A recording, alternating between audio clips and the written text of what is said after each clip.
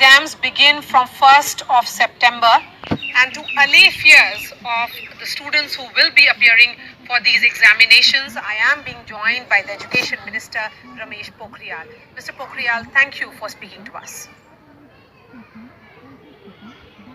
Sir, आपने कहा है कि अगर छात्र इन परीक्षा में नहीं बैठेंगे तो उनका एक पूरा साल बर्बाद हो जाएगा, लेकिन विपक्ष का कहना है और बहुत सारे स्टूडेंट्स भी यही मानते हैं कि परीक्षा इंतजार कर सकती है, जान है तो जहान है। आप उनको क्या कहेंगे?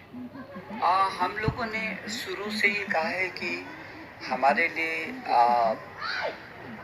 छात्र की सुरक्षा पहले है और उसके बाद शिक्षा है।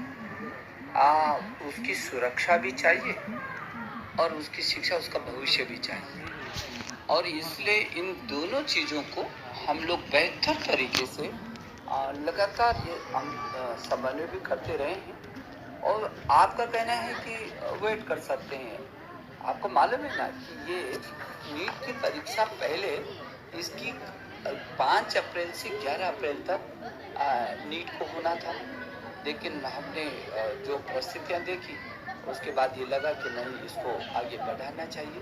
तो हम लोगों ने 18 से 23 जुलाई किया, 2-2.5 महीने आगे बढ़ाया उसको। और फिर भी ये परिस्थितियाँ हुई, फिर छात्रों का और अभिभावकों को एक बार देखना चाहिए और क्या हो सकता है। तो जो परिस्थितियाँ हमारे सामने थी, फिर हमने अब जा कर के फिर 1 सितंबर से और 6 सितंबर तक जेईई की परीक्षा सुनिश्चित किया। ऑलरेडी 2 महीने करके पीछे हम ले जा चुके हैं और अब 1 सितंबर से 6 सितंबर तक उनको होना है। और दूसरी ओर जो नीट का है, इस नीट को जो पहले होना था वो 3 मई को होना था, और अब जा करके 13 सितंबर को इसकी परीक्षा सुनिश्चित की है। ये सुप्रीम कोर्ट के निर्देश हैं, जिन्होंने कहा कि अब ये बात सही है कि कठिनाई है, लेकिन ये कोरोना न जाने कब तक रहता है। अब इसी में हमको जीना है, इसी में हमको आगे बढ़ना है। इसलिए सुप्रीम कोर्ट ने भी कहा कि छात्रों का 1 वर्ष उनका भविष्य बर्बाद नहीं किया जा सकता। I'm looking at the preparations that have been put in place by the NTA. NTA ने centers बढ़ाए हैं, but the larger question is about public transport. कई राज्यों में पब्लिक ट्रांसपोर्ट बंद है, प्राइवेट गाड़ी सब लोग अफोर्ड नहीं कर सकते।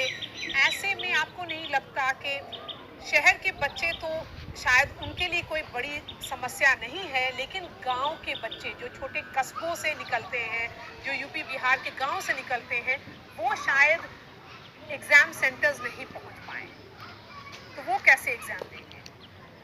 गृह मंत्रालय से हमारा लगातार संवाद हो रहा है।